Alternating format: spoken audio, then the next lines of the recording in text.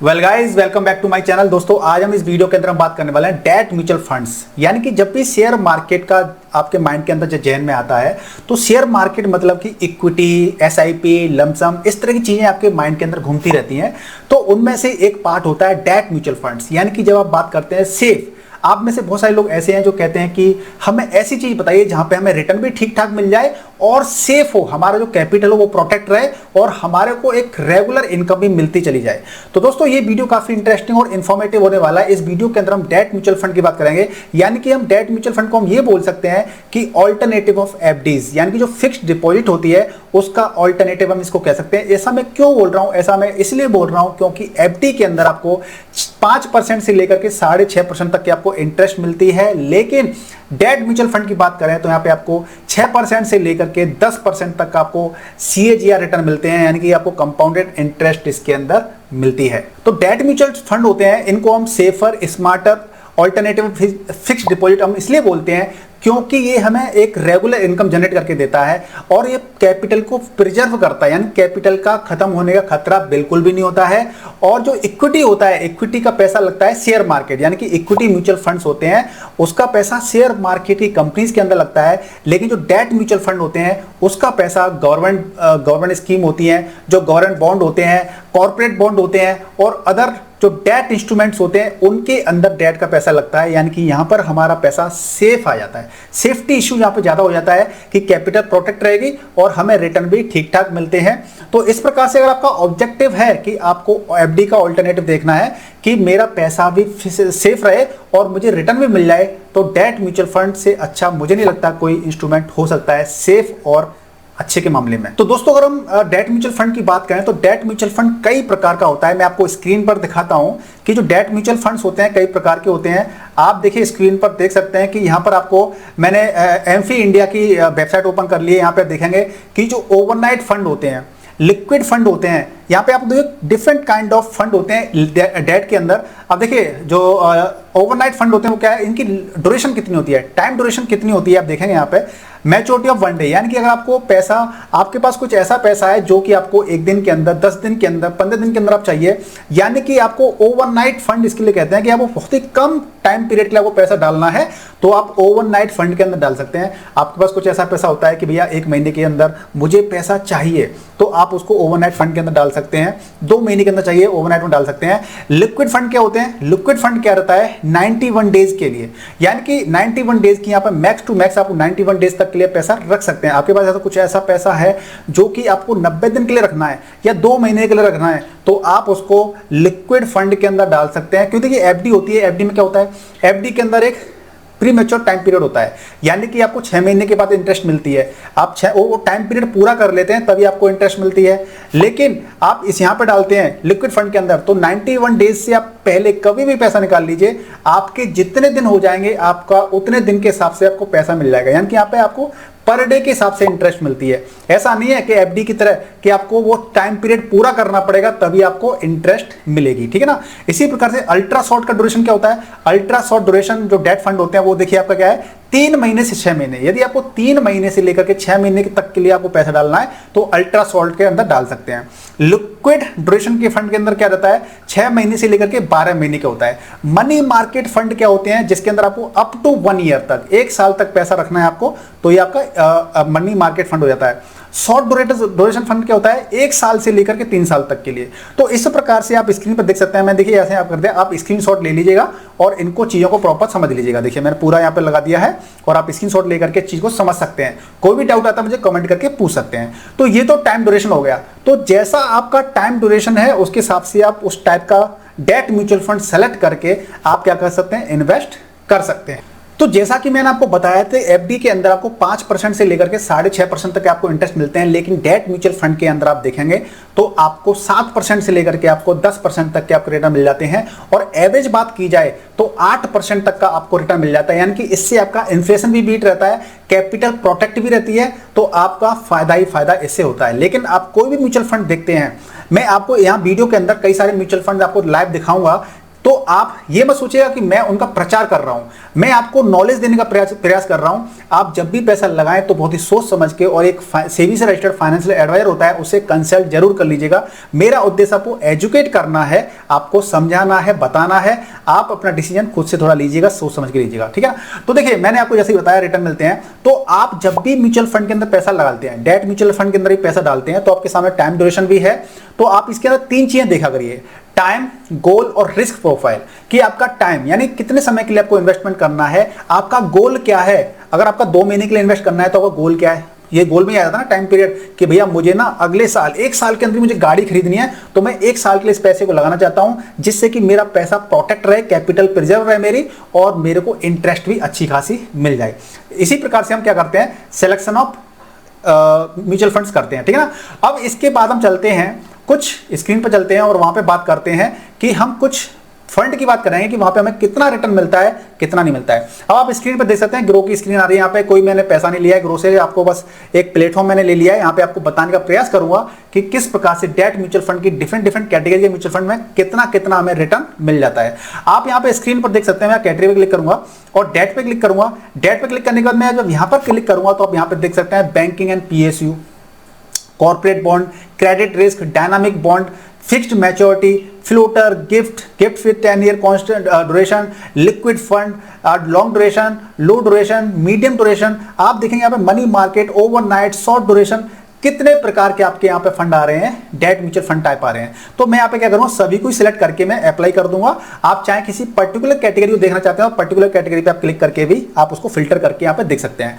अब यहाँ पे मैं अगर यहाँ पे देखूं तो देखिए सबसे पहले बाय डिफॉल्ट यहाँ पे आ रहा है Aditya Birla life liquid fund आ रहा है। अब लिक्विड फंड की आप ड्यूरेशन देखेंगे तो यहाँ पे क्या थी, लिक्विड फंड की टाइम ड्यूरेशन थी 91 डेज की।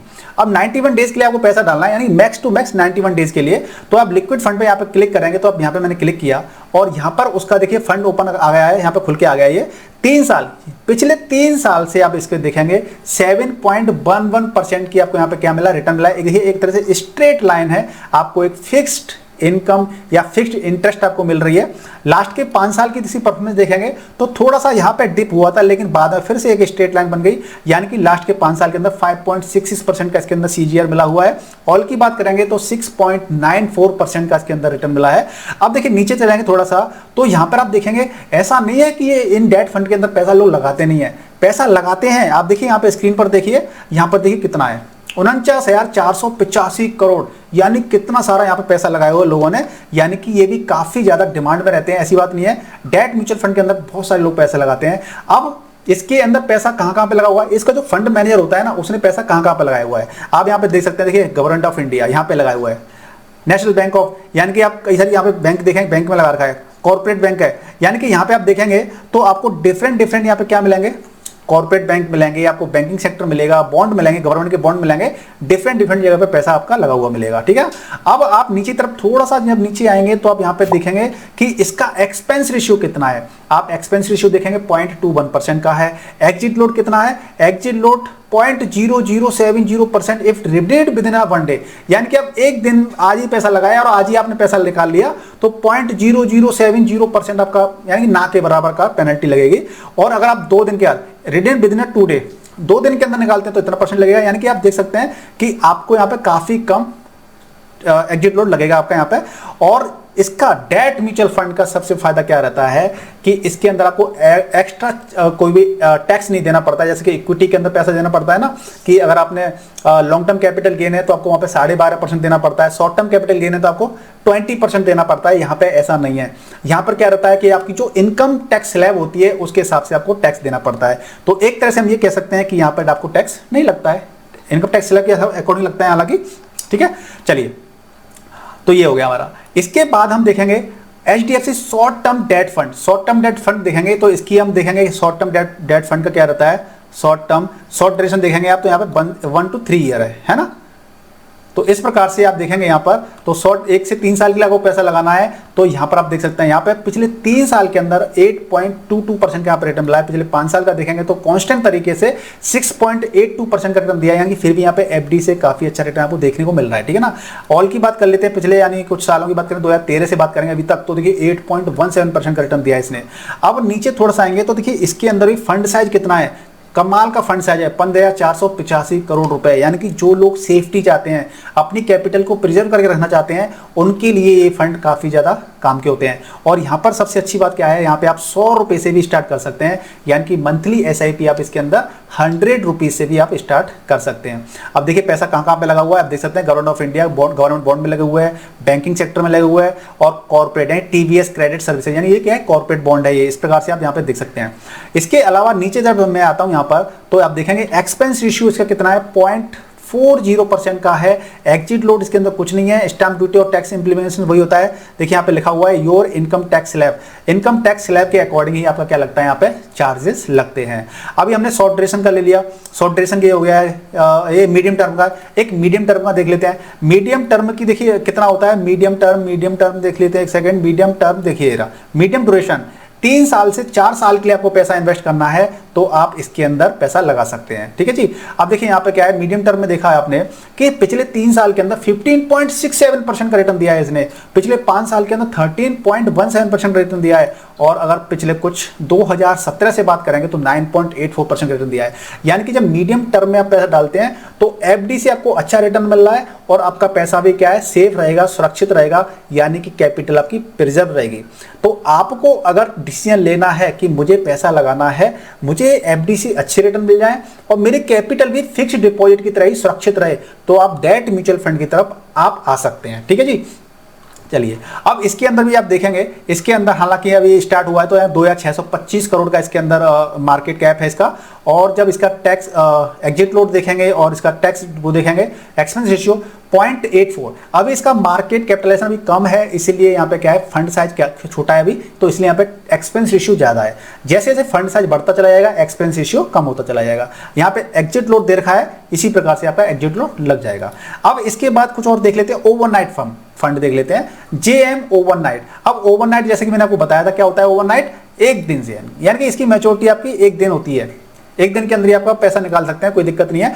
अब यहाँ पे देखेंगे पिछले 3 साल के अंदर 6.38% का रिटर्न दिया है, पिछले 5 साल के अंदर 5.15 दिया है। यानी कि आप देखेंगे यहाँ पे कॉन्स्टेंट एक लाइन बनी है, यानी कि इतना तो आप इसको इसके अंदर रिटर्न मिला है रिटर्न। ठीक है ना।